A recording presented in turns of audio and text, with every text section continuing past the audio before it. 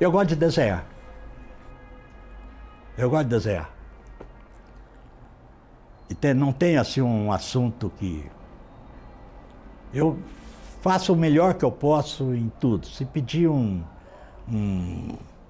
bebê num berço, ou um lobo comendo um urubu, sabe? Eu procuro fazer o melhor que eu posso, de uma maneira nova, de uma maneira original, tudo. Eu gosto de tudo.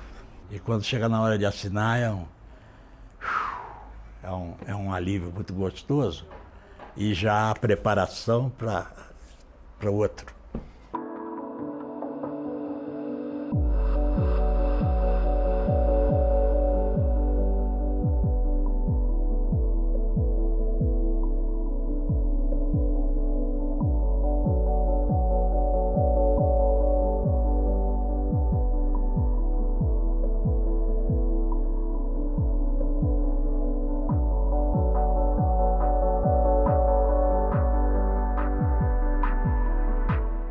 Me pegaram, hein? O pessoal fica louco da vida comigo, o pessoal usa as canetas sofisticadas, tudo, eu uso o Bic. O pessoal usa caneta sofisticada, fica dizendo que eu estou estragando a arte, estou desmoralizando a arte. Não é a tinta que vai fazer, é a tua mão que tem que fazer. Milton José Sobreiro. A claque, você podia fazer assim, se quiser. É mais estético, mais esclatético. Essa é uma brincadeira com o Batman, porque eu fiz também eu fiz umas páginas pro Batman também.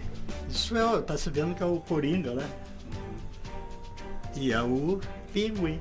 Um colombiano falou, esse é o quadro da maçã caída, que é a teoria de Newton. Caipira do interior de São Paulo, Vale do Paraíba, uma cidade muito querida chamada Cruzeiro, que eu chamo de Cruzal nos meus contos. Tinha uma serra linda, que é a Serra da Mantiqueira, e que eu passei a chamar essa serra de um abraço azul lá no fim da rua. De lá, eu atravessei essa serra e fui parar no Rio de Janeiro na época da guerra. E no Rio, sim, começou uma série de surpresas, encontros e aprendizado e amizade e amor. Tudo isso veio aos borbotões, porque a vida é uma coisa mais linda que tem. Essa é a mãe da minha filha. Essa se chama Ana. Foi uma mulher extraordinária.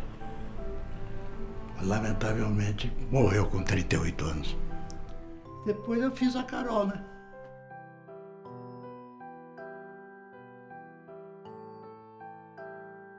Aquele lá, o Filipão que fez. Filho sempre pensa que o pai é herói, né? Isso aí começa no trabalho rupestre, velho. Troglodita, que pintava na pedra. Eu pintava com carvão na parede, na calçada, com caco de telha. E às vezes recebia uma nota de um transeunte, que via um cowboy que eu desenhava ali com revólver, com tudo, ele chegava a dar uma nota 10 e eu pulava de alegria. Comecei a desenhar na pedra, na escola, no primário. Comecei a ser requisitado para fazer cartazes para apresentação Tinha que fazer aqueles trabalhos de fim de ano, aqueles cartazes. Eles iam pedir para mim fazer, e eu era um molequinho. O professor de desenho dessa escola, que era primário e ginásio, ele me viu uma vez desenhando na lousa, porque eu desenhava na lousa até obscenidades. E ele entrava e vinha me corrigir. E ficava encantado comigo e eu sendo menino. E depois, quando eu caí no Rio, eu encontro com um camarada que estava nos últimos anos da Escola de Belas Artes. Eu fui morar na casa dele, vi o ateliê dele, cheiro de tinta. Ele me matriculou num curso também, o que me ajudou. Eu sou Ninguém consegue deixar de ser autodidata, porque você, a escola não dá tudo que você tem.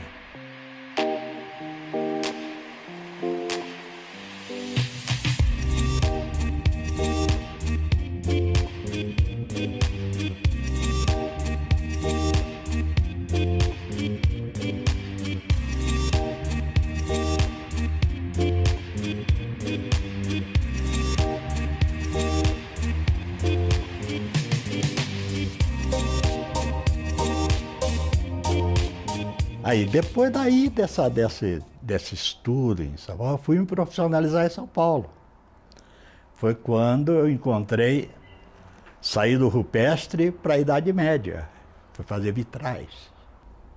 Fazia aqueles desenhos de janela de 5 metros, desenhava aquela coisa toda, velho. Isso é na Bíblia, Jesus Cristo, a Santa Ceia, a Natividade, Irmãos Emaús.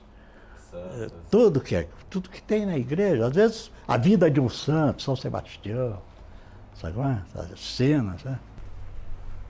Tá aí, né?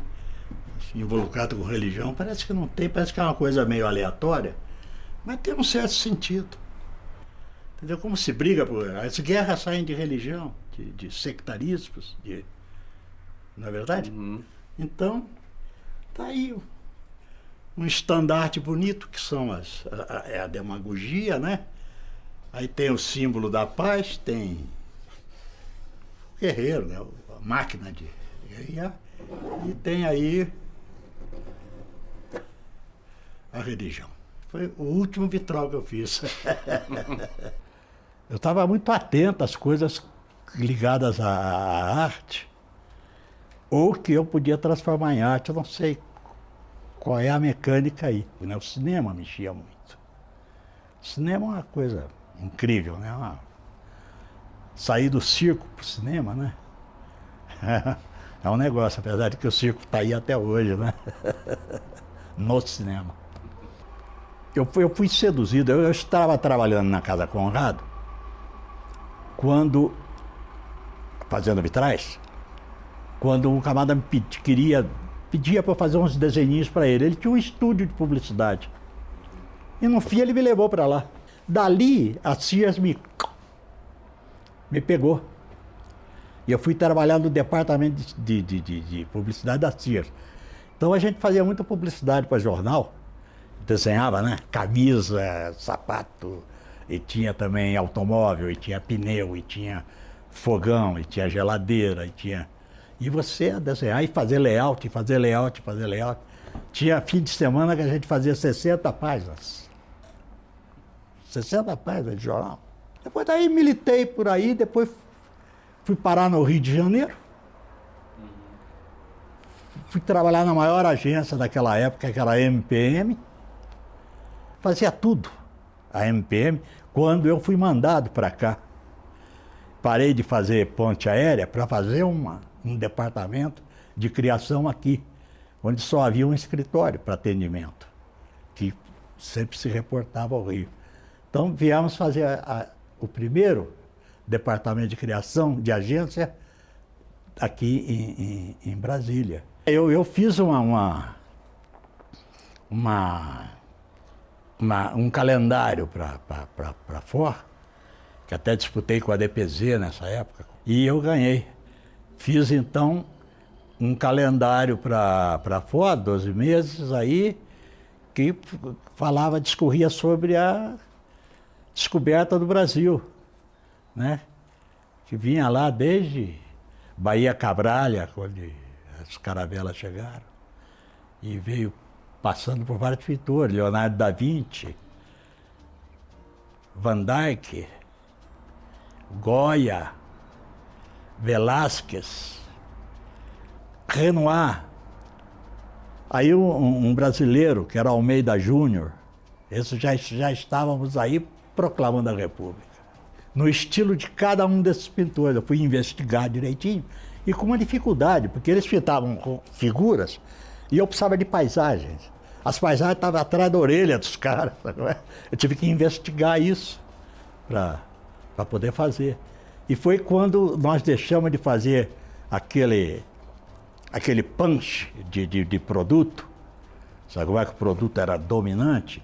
E eu mimetizei os carros da Ford, ficaram mimetizados na pintura. Quase que não se via, você tinha que procurar. É como onde está o Wally, né? Uma coisa assim.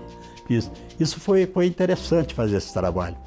Fiz também em curto espaço de tempo, porque na publicidade tudo é para ontem, né? E foi muito apreciado, sendo que a Ford ficou tão entusiasmada com o trabalho que fez uma exposição antes, aberta, expôs para todo mundo. Como medida de marketing também, né?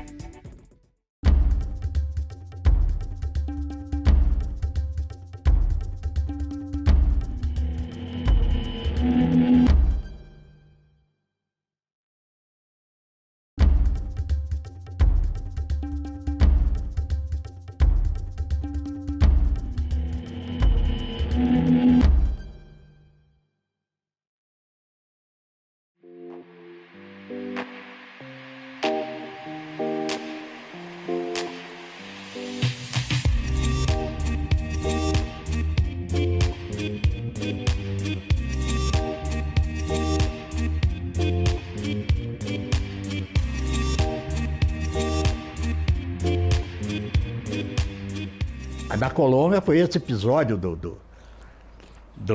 da pintura na Colômbia foi muito interessante, porque eu estava muito ligado à Embaixada Brasileira. E a Embaixada queria fazer uma exposição de artistas brasileiros na pintura. E aí o que acontece? Entre os quadros que chegaram, os primeiros, apareceu um quadro que era uma tela em branco, assinada, sabe? Tem aqui, no Metropolitan de New York, tem um quadro chamado Branco sobre Branco. Pô. Quer dizer, imitar esse quadro é a imitação mais tosca que existe, mais sem graça. Você pode imitar um Van Gogh, um Rembrandt, mas imitar esse quadro aí... Eu havia feito uma exposição de pintura lá na Colômbia sobre carnaval, que eles adoram o Brasil, futebol e carnaval. Então eu falei, poxa, é isso aí que eu vou fazer. E eu fiz uma exposição de pintura de carnaval, que foi muito bem sucedida, foi toda vendida. Então, o que eu fiz? Eu aproveitei, quase inventei uma maneira de ampliar a minha exposição. Eu fiz uma pintura em 2 meses, eu acho que foi um espaço pequeno, rapaz. Eu pintei não sei quantos quadros. Cada quadro comentava um quadro do carnaval, que eu me dirigi depois aos compradores e pedi esses quadros emprestados só para essa exposição. E botava os dois assim, pares de quadros, entende? Um comentando o outro. Então, eu tinha um quadro de carnaval, que era o rei, cada com coroa, um cetro, sabe como é? Um nego bonito, sorrindo, mas quem ele na verdade era? Ele ali era o rei no carnaval, mas na vida real ele era um jardineiro. Então eu fiz ele num canteiro de margaridas, com aquele sorrisão dele.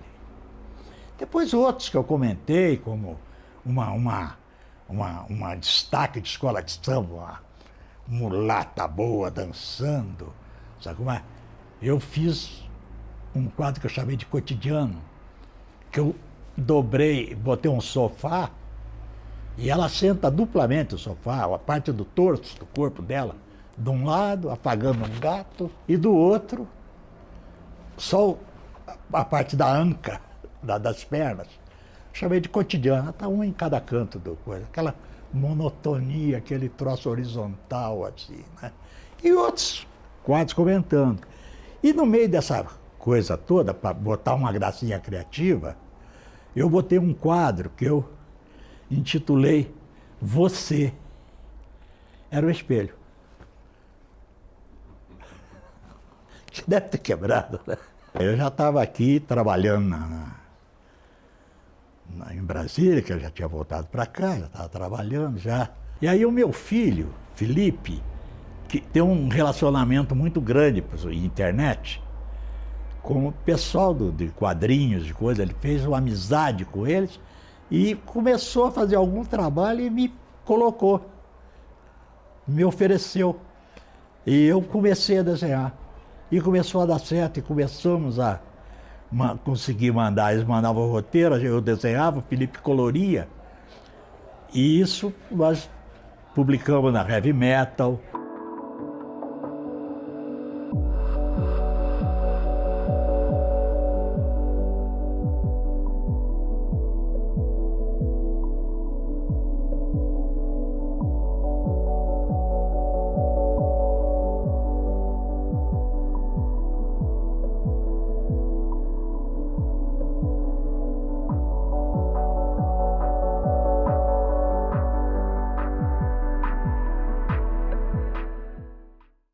Também é uma lavagem cerebral aí do pessoal que é atacado por essa organização, que chega no povo, o povo está desesperado, há uma guerra entre eles aí, mas os invasores conseguem finalmente limpar o cérebro de todo mundo. Essa aqui é da Alec de Camp, é uma roteirista americana que fez uma compilação de vários artistas do mundo todo, e eu me coloquei aqui também, e aqui eu comecei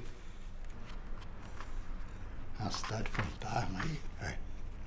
Mas eu quero dizer que eu estou fazendo agora isto aqui, ó, que é o Brasil, está sendo impressa agora, é do Hector Lima, que eu desenho, o Felipe enquadra, que é o Barão Macaco, que é um justiceiro aqui na cidade. É um remake do Fantasma Voador, que é um branco num país de negro fazendo justiça. Esse é um negro num país de branco fazendo justiça. O justiceiro que chegou aqui para debandar com essa corrupção que existe aí. Durante os anos da Grande Guerra Mundial, havia o quadrinho infantil, e fui crescendo com ele. À medida que eu ia para a adolescência, o quadrinho foi acompanhando. O quadrinho foi ficando adolescente, juvenil, adolescente, adulto. E hoje ele é absolutamente maduro, velho. Olha, o Ziraldo fala uma coisa que todo mundo tem que assinar embaixo. Ler é mais importante do que estudar. Isso é incrível, isso. E o quadrinho é isso. Porque eu comecei infantil, olhando o quadrinho, praticamente eu fui alfabetizado com o quadrinho. E eu considero o quadrinho uma janela aberta para uma leitura mais densa, mais coisa. E eu fiquei muito feliz com essa revitalização que eu sinto do quadrinho hoje em dia, que ele andou meio por baixo aí um tempo. Há uma revitalização que vem no momento exato da internet, que oferece essas pílulas práticas demais, entendeu? Que não tem meandros, não tem antecedentes, não tem nada, vem a coisa seca, entendeu? E o pessoal não está lendo mais. No meio disso tudo aí, eu fiz muita charge. E eu tinha uns personagens preferidos. Analista do assessorista, que se chamava Fred. E o analista era o Sig. Então o Fred era o assessorista, ficava desesperado, porque naquela época o elevador não andava sozinho, como hoje. Ele andava manipulado por um cabineiro. E esse cabineiro, o Fred, ficava louco da vida, que o pessoal entrava no elevador contando uma história, descia num andar e ele ficava sem saber o resto da história. Então ele tinha que ser analisado. Então tinha o Sig, que morava no andar de cima, e que veio, por exemplo, uma vez com um divã. E entrou no elevador com o divã e ia fazer uma consulta a domicílio. tinha um náufrago, né, que morava numa ilhazinha, essa ilha típica, né? E ele tinha aí uma tartaruga virada de pata para cima, que ele conservava, assim, ele não desvirava, não. Ele precisava bater papo com alguém. Se ele virasse, a tartaruga ia embora. E ele ia para a civilização. Chegava na civilização, num evento qualquer, ele não gostava do que via, voltava para o alto mar. Nessa época não tinha internet, velho, para registrar isso e coisa. Tem o velhinho. Não, eu tenho outro também personagem que tem, isso está com o Felipe que tem, que é o Fradinho, que é um Fradinho herege pra caramba. E também na época que tinha problema de transporte do Rio de Janeiro, ele fazia um daqueles carrinhos de rolemã com a cruz e botava Via Crucis. Sabe como é? Esse Fradinho estava interessante, sabe? Ele usava a cruz como muleta.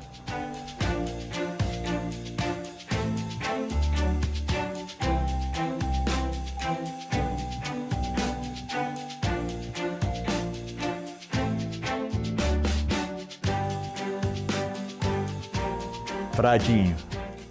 Eu gostava de fazer também. Na época a gente era rebelde, era jovem, né? Rebelde, né? Cara, criticão. E tem agora o velhinho, né? O velhinho é um criticão, um autocriticão. Começou com o primeiro que veio na cabeça, que é o velhinho tá pensando com ele mesmo, falando com ele mesmo aí. Ontem eu não conseguia me lembrar do nome de uma determinada pessoa. Hoje, não me lembro da pessoa também. Tem um aqui embaixo que diz, que mais ou menos como aquele ovo e a galinha. Quem nasceu primeiro, a bola ou o futebol? Eu sei que o terceiro foi o frango. Que já tem uma ligação com a galinha aí, né? Isso aqui vai ter uma carinha de criancinha aqui, mais adultinho. E ele diz assim, eu gosto do passado. Não por mero saudosismo, mas porque ele me permite viver até agora. Eu gostaria de ser enterrado com um caderninho assim, um lápis, sei lá. Vocês são minha sustentação. São as pessoas que me dão importância, as pessoas que me visitam, as pessoas que falam comigo. Isso me dá gás. Me dá gás, gasolina, álcool e vela. A vida é como um barco à vela. Pode te levar para onde você quiser. Mesmo que às vezes você tenha que soprar ou até remar.